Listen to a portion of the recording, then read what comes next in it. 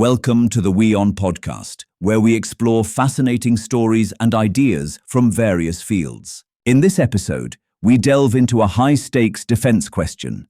Can India's supersonic BrahMos missile really challenge the cutting-edge Eurofighter Typhoons that Bangladesh is set to acquire? The answer depends less on dogfights in the sky and more on speed, geography, and how modern wars are decided before jets ever take off. The distance between India's border and Bangladesh primary air bases is extremely short. A BrahMos fired from West Bengal travels at Mach 2.8. The flight time to these bases will be roughly 3 to 5 minutes. This gives the Bangladesh Air Force, or BAF, almost zero reaction time to scramble their Typhoons. By the time the radars detect the launch, the missile is already in the terminal phase. The BrahMos is programmed for steep dive attacks, designed specifically to penetrate reinforced concrete. A single squadron of BrahMos can crater the runways at nearby airbases in the first hour of a conflict. A Typhoon on a destroyed runway is nothing more than a $100 million paperweight. It effectively shoots down the fleet by keeping it grounded.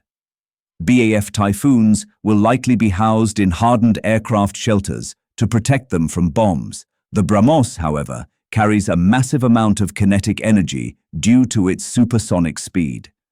When a 3,000-kilogram missile hits a bunker at Mach 3, the kinetic impact alone acts like a bunker buster. India has tested the BrahMos against reinforced targets specifically to prove it can destroy aircraft inside their hangars. Crucially, Bangladesh currently lacks a missile defense system capable of intercepting a supersonic cruise missile. While they have short-range air defenses, these are designed for subsonic planes or drones.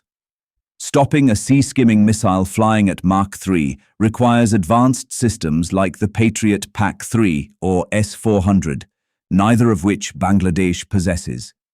The Typhoons are currently defenseless against a missile strike on their home base. The Typhoon is a data-hungry and fuel-thirsty machine. It requires specialized support trucks, data links, and pristine fuel to operate. India's doctrine targets the ATC towers and fuel depots first. If the BrahMos destroys the specialized ground support equipment, the Typhoons cannot fly combat sorties, even if the airframes themselves are untouched. This creates a tactical catch-22 for BAF pilots when they are vulnerable to BrahMos strikes, and if they manage to take off to escape the BrahMos, they instantly fly into the kill zone of India's S-400 Triumph. They were hunted on the ground and hunted in the air, leaving no safe sanctuary.